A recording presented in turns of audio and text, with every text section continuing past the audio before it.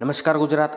આજના મુખ્ય સમાચારોમાં આપણે જાણીશું તો અંબાલાલ પટેલે કરી ચિંતાજનક આગાહી. તો ખેડૂતોનો દેવમાફીને લઈને સૌથી મોટા સમાચાર. તો એક નંબર પર કોલ કરો અને દોડી આવશે પોલીસ. તો મહિલાઓને દર મહિને 1500 ને 1000 રૂપિયાની સહાય. અને સાથોસાથ મિત્રો જાણીશું આજના સૌથી મોટા ખેડૂત સમાચાર. એ પહેલા ગુજરાતના જે પણ મિત્રો આપણી આ યુટ્યુબ ચેનલમાં નવા છે તેને વિનંતી કરીશ કે આપણી આ ચેનલને સબસ્ક્રાઇબ કરી લે, જેથી કરીને દિવસભરના કામના અને લોકોપયોગી સમાચાર તમને આપણી આ ચેનલના માધ્યમથી સૌથી પહેલા મળી જાય.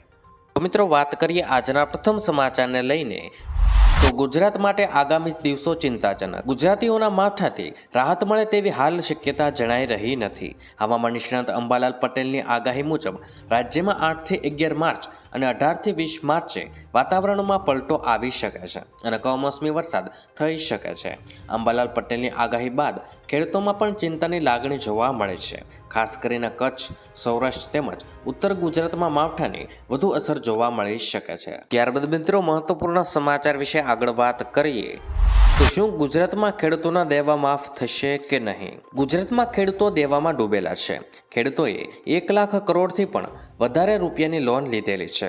ગુજરાતમાં 47.51 લાખ ખેડૂતોએ લોન લીધી છે. દેશના ખેડૂતોની વાત કરીએ તો દેશના 16 કરોડ ખેડૂતો પર 21 લાખ કરોડ રૂપિયાનું દેવું છે. દેશમાં સૌથી વધારે દેવું રાજસ્થાનના ખેડૂતોમાંથી છે અને રાજસ્થાનના ખેડૂતોમાં 99.97 લાખ ખેડૂતોએ 1.47 લાખ કરોડથી પણ વધારાની લોન લીધી છે. ખેડૂતોને લોન આપવામાં ખાનગી અને જાહેર ક્ષેત્રની બેંકો સૌથી આગળ છે અને આખા ગુજરાતમાં ખેડૂતોનું દેવું 90,895 કરોડ રૂપિયા છે, જેમાં 34,000 ખેડૂતોનો સમાવેશ થાય છે. જ્યારે સરકારે 20 થી 25 ઉદ્યોગપતિઓના 8 લાખ કરોડના દેવા ભાજપ સરકારે માફ કર્યા છે. તો ખેડૂતોનું કેમ નથી થતું? દેવું માફ થવું જોઈએ કે નહીં? અને ઘણી વખત ખેડૂતો દ્વારા અને કિસાન સંઘ સમિતિ દ્વારા દેવા માફીની માંગણી પણ કરવામાં આવી છે. જ્યારે હવે જોવાનું એ રહ્યું છે કે આવનાર લોકસભાની ચૂંટણી પહેલા કઈ પાર્ટી ખેડૂતોનો સાથ આપશે અને ખેડૂતોનું દેવું માફ કરશે. તો મિત્રો તમારા મતે 2024માં ગુજરાતમાં કઈ પાર્ટીની સરકાર બનશે તો ખેડૂતોના દેવા માફ થવાના છે? ત્યારબાદ મિત્રો મહત્વપૂર્ણ સમાચાર વિશે આગળ વાત કરીએ.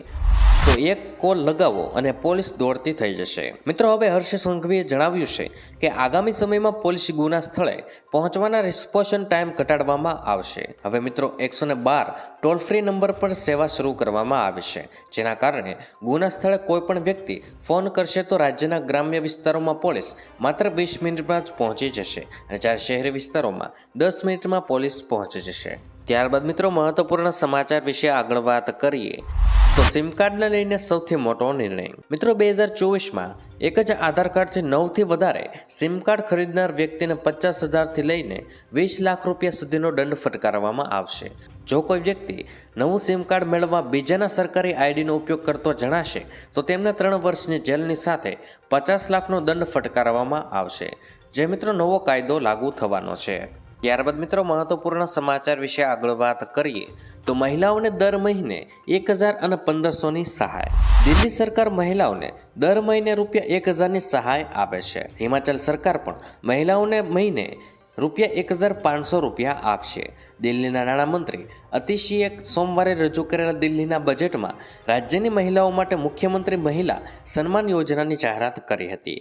આ યોજના અંતર્ગત નાણાકીય વર્ષ 2024 અને 25 માટે રાજ્યની 18 વર્ષથી વધુ વયની મહિલાઓને દર મહિને 1000ની નાણાકીય સહાય ઉપલબ્ધ બનાવાશે. ત્યારબાદ મિત્રો મહત્વપૂર્ણ સમાચાર વિશે આગળ વાત કરીએ.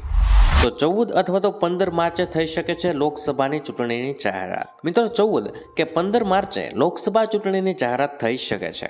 પીએમ મોદી 13 માર્ચ સુધી વિવિધ રાજ્યોના પ્રવાસે છે અને તેઓ અનેક યોજનાઓનું ઉદ્ઘાટન અને શિલાન્યાસ કરશે. આ પછી ચૂંટણીની તારીખો જાહેર થશે તેવું અનુમાન લગાવવામાં આવી રહ્યું છે, કારણ કે ચૂંટણીની જાહેરાતો થતાની સાથે જ આચારસંહિતા લાગુ થઈ જશે.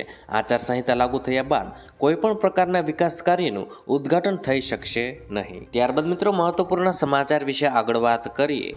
તો કર્મચારી આંદોલનને ડામવા ગુજરાત સરકારે આપ્યો આદેશ. પોતાના પડતર પ્રશ્નોને લઈને સરકારી કર્મચારીઓ પેન ડાઉન કાર્યક્રમ જાહેર કર્યો છે, જે બાદ સરકાર હવે હરકતમાં આવી ગઈ છે.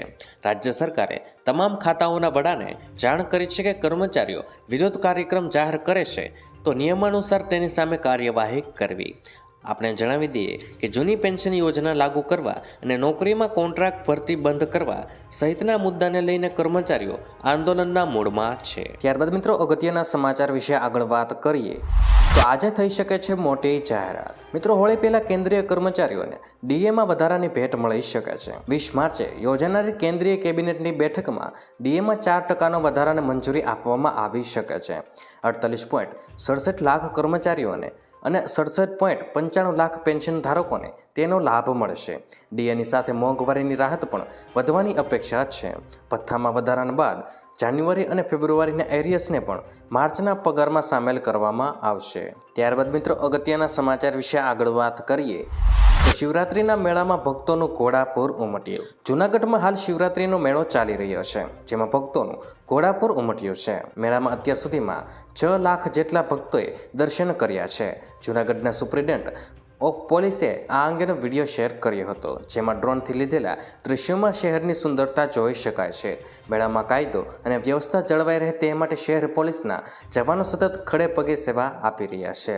ત્યારબાદ મિત્રો અગત્યના સમાચાર વિશે આગળ વાત કરીએ તો નિરાધાર વૃદ્ધ પેન્શન યોજના। ગુજરાતમાં વૃદ્ધ વડીલોની સરકારોની સામાજિક ન્યાય અને અધિકારિતા વિભાગ કામ કરે છે, જેમાં સરકાર નિરાધાર વૃદ્ધ પેન્શન યોજના ચલાવે છે। પેન્શન પાત્ર લાભાર્થીઓને માસિક સહાય મળે છે। 60 થી 79ની વય જૂથના લોકોને મહિને 750 અને 80 વર્ષથી વધુ માટે 1000 રૂપિયા મળે છે, જેમાં 500 રૂપિયા રાજ્ય સરકાર દ્વારા આપવામાં આવે છે। અરજી કરવા ગ્રામીણ વિસ્તારોમાં વીસી અને શહેરી વિસ્તારોમાં મામલતદાર કચેરીની મુલાકાત લેવી પડશે।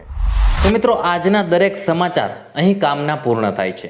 આપને કહેવા લાગ્યા એ કોમેન્ટ બોક્સમાં જણાવી દેજો, અને વિડીયો કામનો લાગ્યો હોય, સમાચાર ઉપયોગી લાગ્યા હોય તો મિત્રો આ વિડીયોને એક લાઇક કરી દેજો, જેથી કરીને અમને પ્રોત્સાહન મળતું રહે અને દરરોજના ખેડૂતને લગતા, હવામાનને લગતા અને ગુજરાતમાં પળે પળના સમાચાર મેળવવા માટે ગુજરાતની આ ચેનલ તાતની વાતને સબસ્ક્રાઇબ કરી લેજો, જેથી કરીને ગુજરાતની દરેક અપડેટ્સ તમને મળતી રહે। તો મિત્રો હું મળીશ તમને આવતીકાલે નવા સમાચારો સાથે અને નવી માહિતી સાથે।